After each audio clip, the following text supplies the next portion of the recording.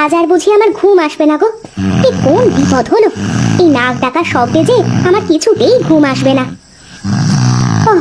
কি শান্তি, কোনো শব্দ নেই।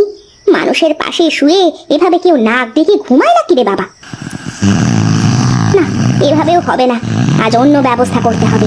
কত করে বলেছি ঘুমানোর আগে নাকে সরিষার তেল দিয়ে ঘুমাবে, তাতে শব্দ হবে না। কে শোনে কার কথা? যাক বাবা, এবার যদি একটু ঘুমাতে পারি।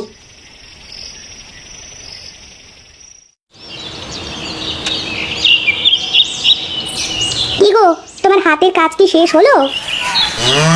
দেখো গিন্নি, দেখো ধবলি কেমন খাচ্ছে। মনে হচ্ছে বেশ ভালোই দুধ দেবে। বলি তা না হয় হলো, এদিকে ঘরে যে বাজার নেই সে খেয়াল কি আছে তোমার?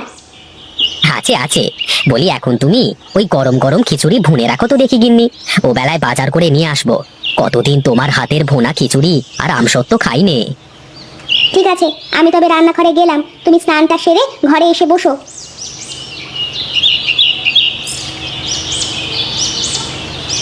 এই ছোকরা ছোকরা, এদিকে আইদিকে একটু। আমাকে বলছো নাকি দাদু? হ্যাঁ রে, তো কি বলছি। বলি হাতে কি তোর, কোথায় যাচ্ছিস?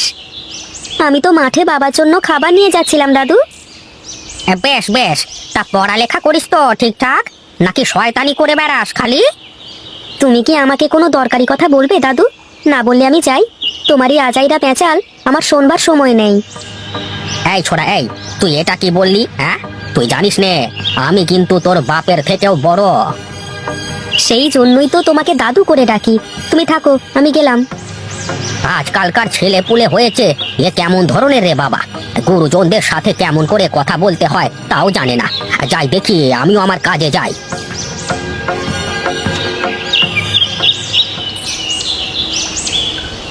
কি রে বাবা, আজ কি স্কুল নেই তোর? কি যে বলো না বাবা, তুমি জানো না আজকে সবার স্কুল বন্ধ। ও, আমি তো ভুলেই গিয়েছিলাম যে আজকে তোমার স্কুল বন্ধ। তাহলে মাঠে যেহেতু চলে এসেছো, ধবলির জন্য কয়েকটা দুবলো ছিঁড়ে নিয়ে চলো। ঠিক আছে বাবা, তুমি বসে খাবার খেয়ে নাও, আমি ততক্ষণ ধবলির জন্য দুবলো ছিঁড়তে থাকি।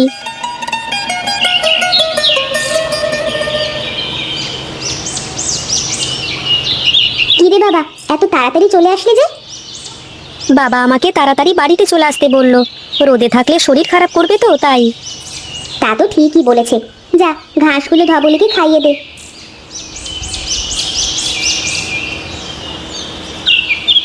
মা, মা এদিকে এসো, দেখো দেখো। মা দেখো দেখো, ধবলি কেমন করে নিজে নিজে ঘাস খাচ্ছে, আবার বাচ্চাটাকেও খাওয়াচ্ছে। বাবা মা এমনই হয় রে বাপ। তোর বাবা যেমন তোকে রোদে থাকতে না দিয়ে বাড়িতে পাঠিয়ে দিয়েছে, সব বাবা মাই চায় তার সন্তান ভালো থাকুক। মা, তুমি আর বাবা আমাকে ছেড়ে কোনোদিন চলে যাবে না তো?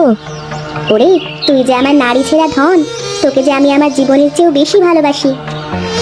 মা দেখো দেখো, ধবলি কেমন তোমার চোখের পানি দেখে নিজেও চোখ দিয়ে পানি ফেলছে।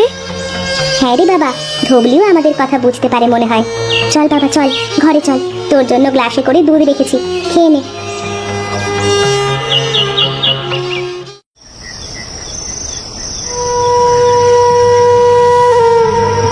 মা, তোমার কি হয়েছে মা? তুমি এভাবে শুয়ে আছো কেন? কিছু হয়নি বাবা, তুই কোনো চিন্তা করিস নে, আমি আবার ভালো হয়ে যাব। ওগো, আমি তোমার জন্য কবিরাজ মশাই থেকে ওষুধ এনেছি, এটা খেলেই তুমি ভালো হয়ে যাবে।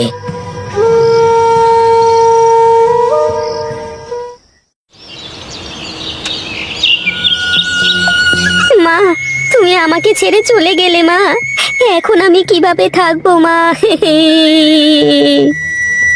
কাঁদিস নে বাবা, কাঁদিস নে, আমি তো আছি, আমি তোকে দেখব, আমি তোকে আদর যত্ন করব। চল রঘু, বাড়িতে চল, এখানে আর থেকে কি লাভ?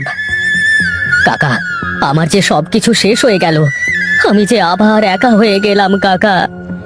তুই এভাবে ভেঙে পড়লে দেবুকে কে দেখবে বলতো? চল চল, এখন বাড়িতে চল। বাবা, ও বাবা, কথা বলো বাবা, কথা বলো।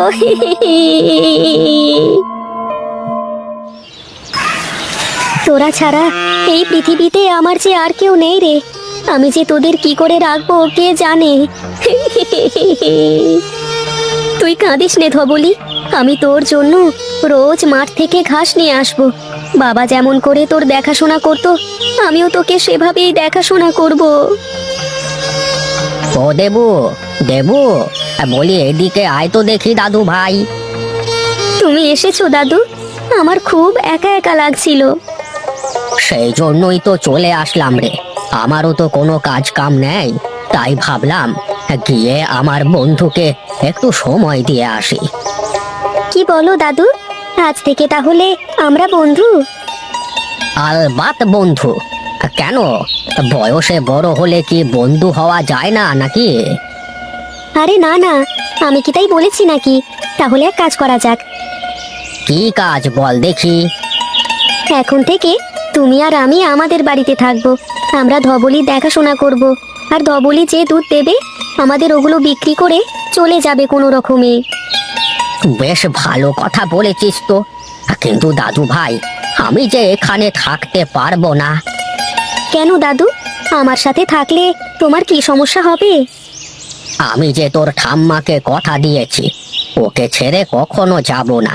ও তো নেই, তাই ওর স্মৃতি নিয়ে ওই বাড়িতেই আমাকে থাকতে হবে। ঠিক আছে, তাহলে তুমি মাঝে মধ্যে এসে আমার সাথে থাকবে।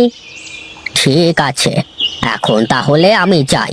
ও বেলায় আবার আসবো কেমন? ঠিক আছে বন্ধু, আবার দেখা হবে।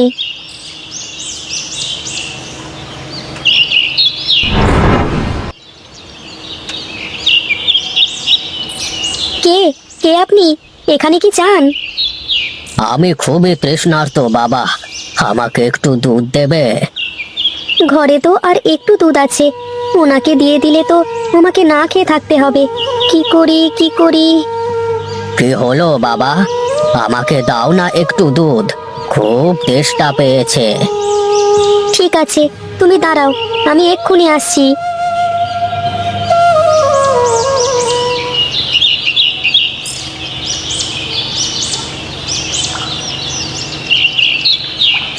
ওহ, তুমি যে আমার প্রাণ রক্ষা করলে বাবা। বলো তুমি আমার কাছে কি চাও? আমি যা চাইবো তুমি আমাকে তাই দিতে পারবে? তুমি একবার চেয়েই দেখো না। তুমি তাহলে ধবলিকে কথা বলবার শক্তি দিয়ে দাও। আমার এই পৃথিবীতে ধবলি ছাড়া কেউ নেই। আমি কথা বলতে পারছি দেবু। তোমাকে অনেক ধন্যবাদ সাধু বাবা, ধবলি সত্যি কথা বলতে পারছে। এবার তাহলে আমি চলি বাবা। তুই ছাড়া আমার যে আর কেউ নেই রে ধবলি। তুমি কোনো চিন্তা করো না দেবু, আমি তোমার সাথে আছি। তোমার বাবা মা আমাকে পরম স্নেহে বড় করেছে, আমাকে কখনো না খাইয়ে রাখেনি, আমিও তোমাকে না খাইয়ে রাখবো না। সত্যি বলছো তুমি? হ্যাঁ, সত্যি বলছি। এখন থেকে তুমি রোজ আমার জন্য খাবার নিয়ে আসবে মাঠ থেকে। আমি রোজ তোমাকে এত দুধ দেব যে তুমি দুধ বিক্রি করে তোমার সব ইচ্ছে পূরণ করতে পারবে। আমার যে বিশ্বাসই হচ্ছে না।